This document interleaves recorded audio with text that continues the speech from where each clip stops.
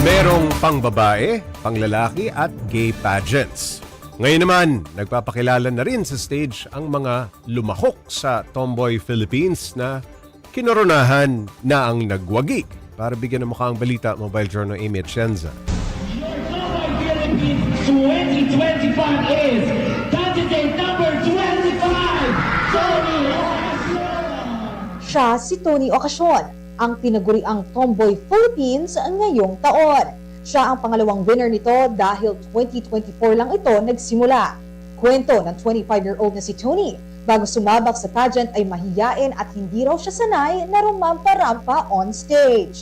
Nakaranas din daw sila ng mga panghuhusga.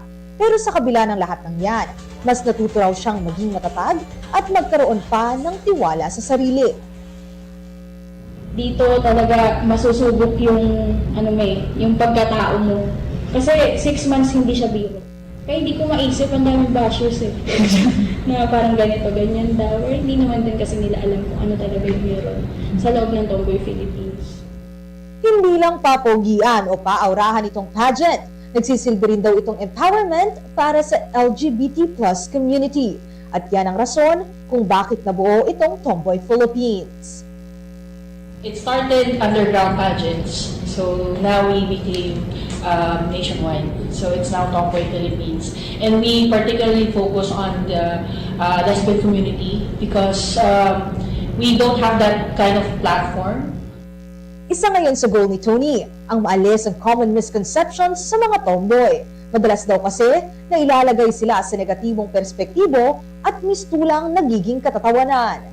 Hindi nila alam, maraming lesbians dyan. Dito sa season namin may doktor, may mga police, may teacher. Lahat naman professional, hindi lang talaga nakikita. Unseen lang talaga.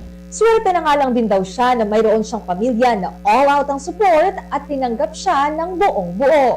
Kaya para sa taon ng kanyang reign as Tomboy Philippines, advokasya niya, Ang mga plans ko lang po ngayon talaga yung makipag-collaborate dun sa mga organizations or especially sa school.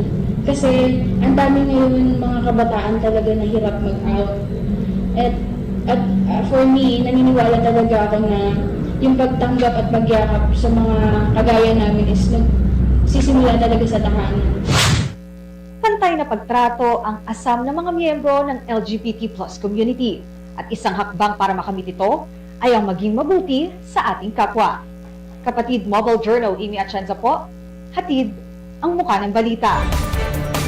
Ng pageant na Tomboy Philippines kasama si Mobile Journal Amy Atienza.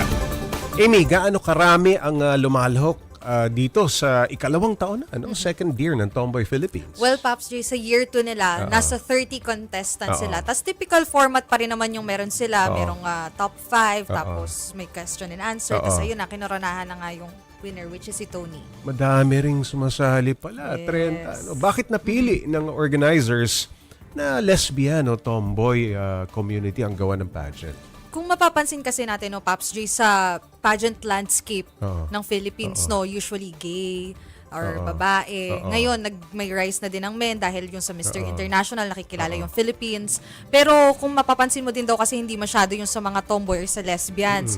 So, yun yung naisip nila para nga daw din maging movement and para magkaroon ng boses dahil may mga common misconceptions nga daw sa mga tomboy na yun daw sa Mio, Paps J, o kaya daw yung tagasalo daw ng mga single mom. So, yun yung gusto nilang parang I-break, no? sirain, no, Paps J. Stereotypes. So, yun, Okay. gumawa sila ng pageant na ganito. Okay, Amy, sino ang gumastos dito sa pageant na ito?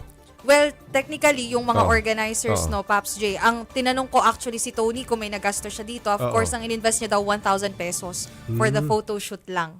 Pero yung iba, sila na, of Ano course, ito? yung May mga fundraising organization. silang ginagawa? Yes, Paps J, and meron silang mga seminars, pati mga charity works na ginagawa for others, syempre, sa mga partner organizations din nila and sponsors para nga daw makatulong din sa iba, Paps J. Amy, matindi yung 6 na buwang ginugol, no, para sa pageant.